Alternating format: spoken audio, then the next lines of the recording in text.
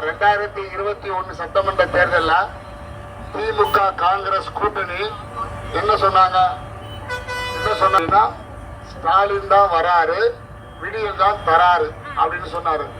விடியல் வந்ததா? ஸ்டாலின் வந்தாரு, விடியல் வந்ததா? காலகால விடியும், கவலைப்படுங்க, காலையில விடிஞ்சிரும். அவர் வந்தாலும் வராட்டியும் கண்டிப்பா விடியும். அப்புறமா அவர் 525 வாக்குறுதியை கொடுத்தாரு. யாரு? ஸ்டாலின் கொடுத்தாரு. எத்தனை வாக்குறுதி நிறைவேற்றினாரு யாருக்கா தெரியுமா? அவருக்கே தெரியாதா? அப்புறம் எப்படி உங்களுக்கு? அவருக்கும் தெரியாது, நமக்கும் தெரியாது. ஆனா ஒரு வாக்குறுதி நிறைவேற்றினார். என்ன வாக்குறுதி? எல்லாத்துக்கும் 1000 ரூபாய் கொடுத்தாரா? கொடுக்கலையா? கொடுத்தாரா? எப்ப கொடுத்தாருமா? எப்ப கொடுத்தாரு? 30 மாசம் கழிச்சு கொடுத்தாரு. நல்லா கேட்டுக்கங்க. சிலருக்கு கொடுத்தாரு, சிலருக்கு கொடுக்கல. கொடுத்தவங்களுக்கு எல்லாம் 30 மாசம் கழிச்சு கொடுத்தாரு. இப்ப என்ன பண்றாங்கன்னா, திமுக காங்கிரஸ்காரங்க ஜீப்ல ஒருத்தர் ஓட்டு கேட்டு வருவாரு, பின்னாடி 4 வண்டி வரும். 4 வண்டியில பெட்டியில பணம் வருது. நல்லா கேட்டுக்கங்க. அக்கா உங்க பேருக்கா? தங்கச்சி உங்க பேரு என்னம்மா?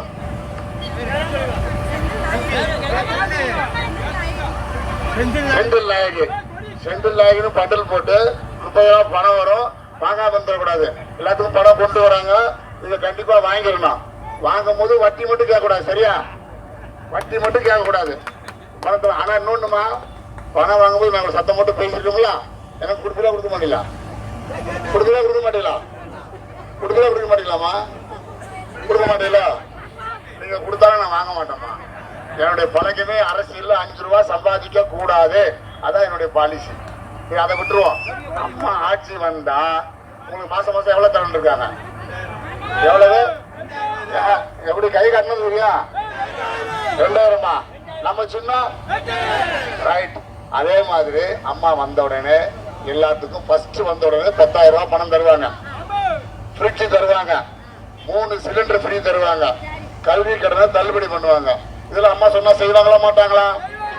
அப்ப உங்க சின்ன எனக்கு கொஞ்சம் காது கேட்காதுமா. எனக்கு நல்லா காது கேட்குமா. அதை விட்டுருவான். அப்புறமா சட்ட ஒழுங்கு எப்படி இருக்கு? இப்போ சட்ட ஒழுங்கு எப்படி இருக்கு? என் தம்பி எங்க அக்காலாம் இருக்கு. நான் சொல்றேன் கேட்டுக்குங்க. நீங்க கோயிலுக்கு போயிட்டு 10 மணிக்கு மேல எனக்கு பர்மிஷன் கொடுங்க, கொடுக்க மாட்டாங்க. ஆனா கஞ்சாவும் மது போதையும் நைட்டு பகல் பாராம போதா இல்லையா? பெண்கள் தைரியமா போக முடியுமா? முடியாதா? இந்த ஆட்சி வேணுமா? ரைட், சந்தோஷமா. அப்புறமா இன்னும் ஒரே ஒரு கேள்விமா, இந்த கோயிலுக்கு அன்னதானம் கொடுக்கறது தப்பா சரியாமா? என்னை பிடிச்சி திட்டானுங்கம்மா. மேடைக்கு மேல திட்டானுங்க. சோறை போட்டு இவர் ஏமாத்துறாருங்கிறான். யாரையாவது ஏமாத்திருக்கா? ஏன் உழைப்பு காசுல நான் கொடுக்குறேன். ஆனா அதுல ஒண்ணு மட்டும் புரிஞ்சுக்கீங்க. அந்த சொல்றவன் பூரா எனக்கு வேண்டியவன். எங்க அண்ணன், திமுக எங்க அண்ணன் ஸ்ரீபர் செல்னு சொல்லுவாங்க. எனக்கு மறைமுகமா ஆதரவு பண்ண முடியல. 10 பேருக்கு தெரியறதா 1000 பேருக்கு தெரிய வைக்கிறோம். அது அன்னதானம் போடுறாருன்னு. அவன் நல்லவன் தானே? அவன் நல்லவனா? இவனுக்கு சரி, அதையும் விட்டுருவான். இப்போ கடைசியா ஒரே ஒரு பாயிண்ட் தான். அரிசி, பருப்பு, மின் கட்டணம் இதெல்லாம் குறைஞ்சிருக்கா கூடியிருக்காமா? கூடியிருக்கா.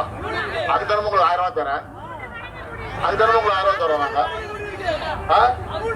3 மணிக்கு முன்னால 1000 ரூபாய் போதாதா?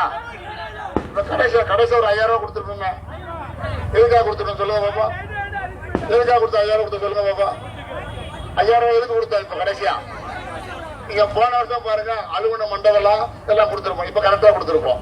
ஏன்னா நம்ம எல்லாம் ஏமாந்தவங்க, நம்மளை ஏமாத்துறதுக்குன்னே வந்துட்டு இருக்காங்க. இப்ப ஏமாறுவீங்களா? அக்கா ஏமாறுவீங்களா? அப்ப உங்க சொன்னா நன்றிமா, இதுதான் வந்திருக்கேன். நன்றிமா.